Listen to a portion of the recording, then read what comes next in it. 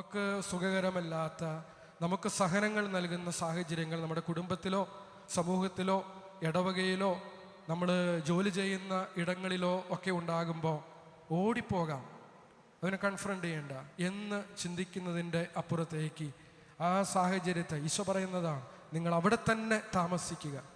നമുക്ക് നൽകപ്പെടുന്ന ഒരുപാട് ഇടങ്ങളുണ്ട്. എൻ്റെ ജീവിത പങ്കാളി എനിക്ക് നൽകപ്പെടുന്നതാണ്, കുറവുകളില്ലാത്തതാണോ? കുറവുകളൊക്കെ ഉണ്ടാവും.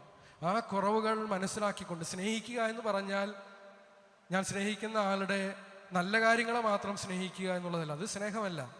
സ്നേഹിക്കുക എന്ന് പറഞ്ഞാൽ ഞാൻ സ്നേഹിക്കുന്ന ആ വ്യക്തിയുടെ കുറവുകളെ കൂടി സ്നേഹിക്കുക എന്നുള്ളത്. അപ്പോഴാണ് സ്നേഹം എന്ന് നമുക്കതിനെ വിളിക്കാനായിട്ട് സാധിക്കുക.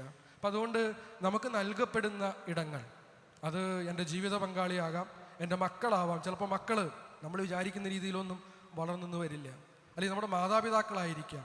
വലിയ രോഗത്തിൻ്റെ കിടപ്പ് രോഗികളായിട്ട് മാറുന്ന മാതാപിതാക്കളുണ്ടാകും. അതൊക്കെ നമുക്ക് നൽകപ്പെടുന്ന സാഹചര്യങ്ങളാണ്. അതിൽ നിന്ന് ഓടി ഒളിക്കുകയല്ല വേണ്ടത്. എനിക്ക് എൻ്റെ അപ്പനെ അമ്മേനെ നോക്കാനായിട്ട് പറ്റില്ല, എനിക്ക് 100 കൂട്ടം ജോലി തിരക്കുകളുണ്ട്, എൻ്റെ കാര്യങ്ങളുണ്ട്, എൻ്റെ മക്കളെ നോക്കണം.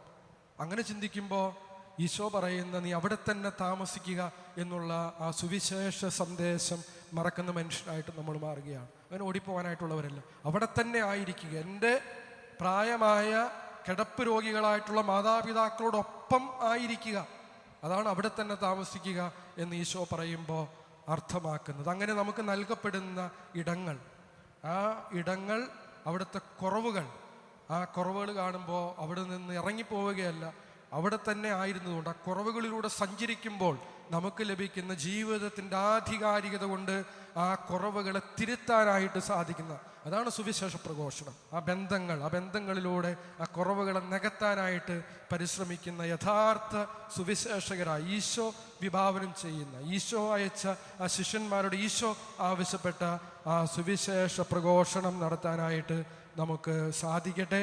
അതിനായി ദൈവം നമ്മെ അനുഗ്രഹിക്കട്ടെ. ആ മനോഭാവത്തോടെ ഈ കാലഘട്ടത്തിൽ ജീവിക്കുക എളുപ്പമല്ല. കാരണം ഓടി നടക്കുന്നതിൻ്റെ, പറന്ന് നടക്കുന്നതിൻ്റെ, മരങ്ങൾ ചാടി പോകുന്നതിൻ്റെ ഒരു കാലഘട്ടത്തിൽ, ഒരു തലമുറയിലാണ് നമ്മൾ ജീവിക്കുന്നത്. പക്ഷേ സുവിശേഷം എന്നേക്കുമുള്ളതാണ്. ആ സുവിശേഷത്തിൻ്റെ അന്തസത്ത, ചൈതന്യം ഉൾക്കൊണ്ടുകൊണ്ട് നമുക്ക് നൽകപ്പെടുന്ന ഇടത്ത് താമസിച്ചുകൊണ്ട് അവിടെ താമസിക്കുന്നത് വഴിയായി നമുക്ക് ലഭിക്കുന്ന ആധികാരികത വഴിയായി അവിടുത്തെ കുറവുകളെ നികത്തുന്ന സുവിശേഷം പ്രസംഗിക്കാനും ജീവിക്കാനും നമുക്ക് സാധിക്കട്ടെ.